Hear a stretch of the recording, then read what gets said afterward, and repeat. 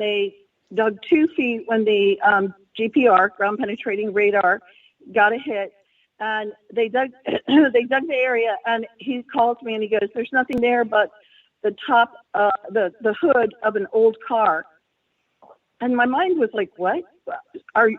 And I literally said to them, "Are you guys stupid?" I said, "You're in a cornfield from a farmer, and you've got the hood of an old car." I said, "What year is the old car hood?" And he said, 1930s. I said, "Okay, so let's see here. We're already in the late 80s, 90s, and it's 1930. So why would a hood be there in the middle of nowhere?" I said, "Pull it up and then use the GPR again, and let's see what happens." So they pulled up the hood, and then they used the GPR again, and it was getting more hits, larger hits, more distinct hits than before. So they dug 4 more feet, and there was 60 bars of silver stolen by Al Capone, Frank Nitti, and his gang from the federal government.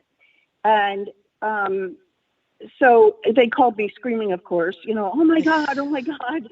And the bars weighed about, I'm going to guesstimate, between 8 and 12 pounds each. So it's almost like picking up a kitty cat, but the bar was, I'm going to guesstimate, about 11 inches in width, length.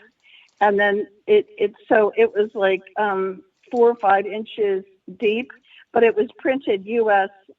Treasury. And I told them, I said, "Listen, it's more important to go ahead, take it to the media, tell them what you found. You can't keep that. It's not ours. It's the federal government." And I said, "You'll get a movie deal." I said, "Just go to the social media, go to the media and tell them what you found, and then show them the hole, and then turn it over to the government, and you become famous for finding treasure, but relinquishing it back to the U.S. They didn't want to do it. They smelted it. And a few months later, they had already paid me for my time in, and then they were supposed to pay me for my commission on finding the missing, the silver. And I said, "So are you guys going to pay me?" "Well, we want you to work on another job." And I said, "I want my commission, or I can't work on the other job." So guess what? They didn't pay me, and I didn't work on the next job. And it is what it is. You just get used to people that are treasure hunters. 50% just can't go out of their comfort zone by paying you the commission. So a lot of times I'll get money up front. So on that particular storyline, which is true, I got an interview by Maureen Seberg, and she wrote about me in Psychology Today. And she was the one who introduced me to synesthesia, informing me that's what I had. And apparently the burns that I get in my fingers are very similar to what some of the Russian spies can do. They touch something and they get a burn. And that's how I learned about it when I was like 7 or 8 years old. I read up on psychics and that kind of thing. And it's the section of the library of 133.3. And I just kept learning about all our different skills. And I thought, well, let's apply it and see what happens. So that was the Al Capone case that a lot of people know about me. My father wrote a book on treasure hunting. He's written 4 books on canoeing. It is time for me to write a book. I did get an interview to write a book, and the only book out of all the books and things I've done was treasure hunting. They were very interested in that.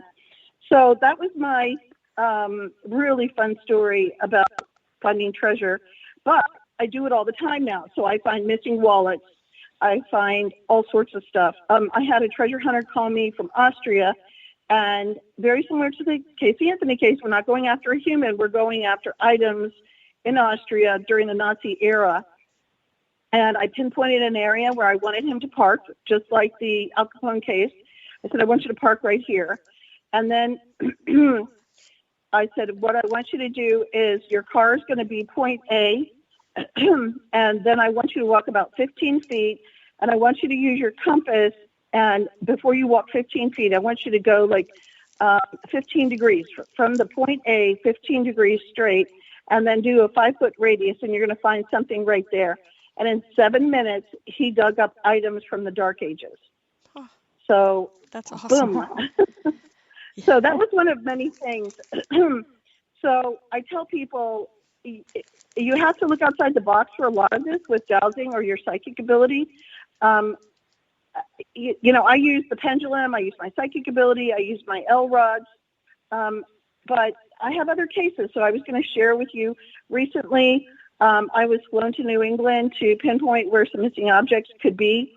And I'd been working with the client for a while. And I pinpointed an area, and I said, when I'm dowsing, I'm seeing a boat. There's got to be a boat here. I feel a boat. And so when I went to New England, we were dowsing, and he went to that area, and he had found a coin from Roman AD 350. I mean, wow. And then we pulled up the Google Earth and found in the water a boat. And then when I was there, because I was at a hotel waiting to go back out in the field and treasure hunt, and he probably had a Garrett, to be honest with you, but he didn't know how to use them. I mean, he hadn't practiced enough. He had just bought it. So I tell everybody, before you go out hunting, please use your equipment. Please try it out. And so I looked on the Google Earth, and I found 2 boats. And everything we were finding, all the pieces of the items, were verified from a naval captain that said they were from 350 AD. So New England has some historical treasure nobody knows about yet. We have not gone public on it yet. And the only reason is we don't want anybody tearing up the area. And it's also historical and an archaeological dig. So that's one of my many stories. But again, everything fell into place for me to treasure hunt. It's almost like I have the golden thumb for gardening and flowers and golden thumb for treasure hunting. So I'll share with you a couple more that are fun. Have you guys ever gone out on the water to treasure hunt ships in the water? Have either of you done that yet? No, I haven't. Not really. Okay, so, all right, so I'm fortunate enough that when I get maps, if I'm going after a ship, I can actually, again, put my hand over the map and get a burn on my finger, and then I use the dowsing to pinpoint a site and the GPS.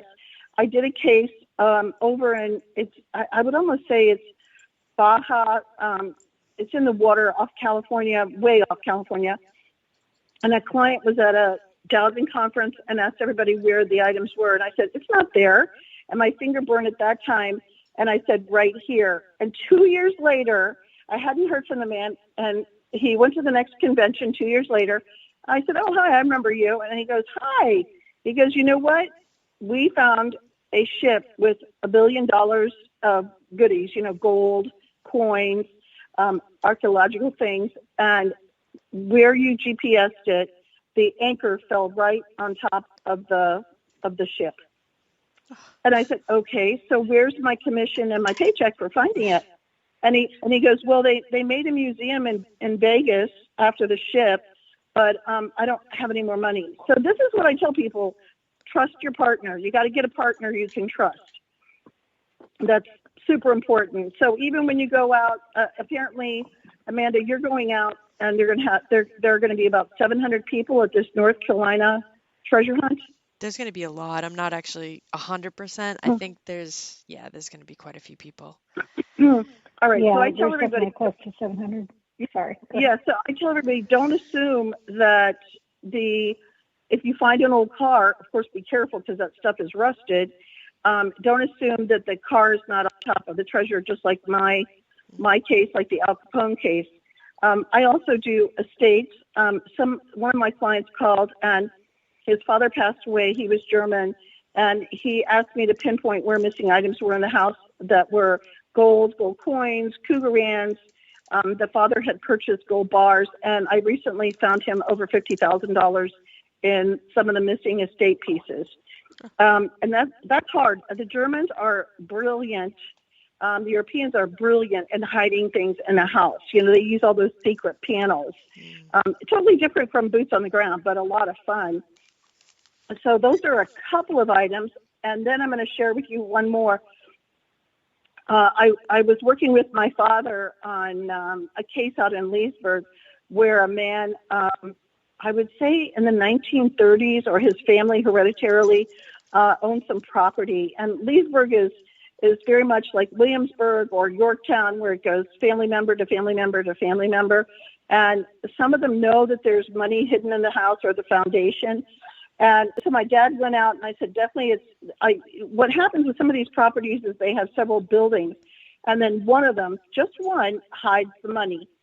So my father went out with a friend, again, trust issue, and lightning came out. And I said, Dad, right here.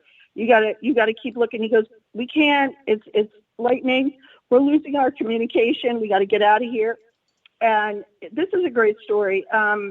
So eventually they went back a few days later. My dad didn't find anything. He was really disappointed. And I said, the dowsing was too hot, too reactive. There had to have been something there. And so 3 weeks later, of course, my dad gave up. 3 weeks later, he went to a local restaurant and he saw a little boy that had been treasure hunting with him and his father at that particular site in Leesburg. And he said, wow, what are you doing here? Let's call him Timmy. And he goes, oh, my dad found $300,000 in the chimney in the foundation of that site where you guys were. And that's how we bought this restaurant. So we now own this restaurant and bought a different house. So I tell people, trust your partner. You got to have an agreement. So my father's money never came through because he just assumed his partner was going to be honorable. But there was, the foundations will surprise you. It could be in the chimney. It can be the foundation. I'm going to share with you, over in Europe recently, a bunch of people were in Italy cleaning up a property to get it ready for sale. And when they did, they had to go clean up the well. Well, apparently a bunch of monks used to be there. And I would almost say 14 or 1600s. I can't give you the exact date. But you have to remember that when the Vikings came in, they would kill everybody. So the monks, whoever was trying to conquer them, the monks would hide stuff. And they were cleaning up the well. And one of the men going down into the well saw a loose brick. He pulled it out, and they started finding a bunch of treasure that the monks had hidden from like the 14th or 16th century. I'm gonna probably say more like 14th century and earlier. So just because you can't see the treasure doesn't mean it's there. Have you guys had any incredible finds that you thought it wasn't there, and then all of a sudden you moved something and it was there? I'm not talking. Yeah. Have you, Amanda? Not like incredible out treasure hunting type finds, more like searching for something in the house that I knew had to be somewhere and it wasn't there, and finally moved some stuff and found it, but no, not in treasure hunting per se. Yeah, you always want to find out if they're European, if they've come here from a foreign country, because a lot of times they create a panel and you can slide the panel. You have to figure out how. You know, that knock on wood, where you knock on the wood and it sounds empty. Yes. And you can literally hear something. So you have to take the panel off. But these are houses that are older. The foundation is still there. And you just have to, they're already run down. You just have to get permission. I'm a big believer in permission to find things, because I find things all the time. For example, a guy just called recently and had a missing wallet, and he found it in about 5 minutes from me talking to him on the phone. And I was on the phone with him, walking him through it. But when it comes to finding treasure, think outside the box. And I always try to use what I love the compass method, where I send somebody to a site. For example, here's a case in North Carolina, just FYI, Amanda.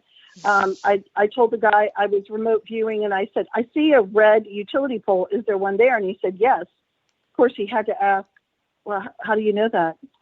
I mean, I didn't even know where they were. I just knew they were in North Carolina. And I said, just be quiet. And I sent them on the azimuth, which is the compass method. And you stand at the pole, you put your compass on 0, and I literally douse which degree to put the person in. So let's say it's at 15 degrees.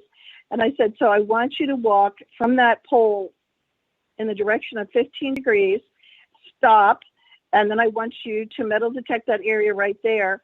And within, do a 3 to 5 feet metal detecting, because the problem is I'm not there, so I can't get a feel for what's going on around it. And he found that particular treasure hunter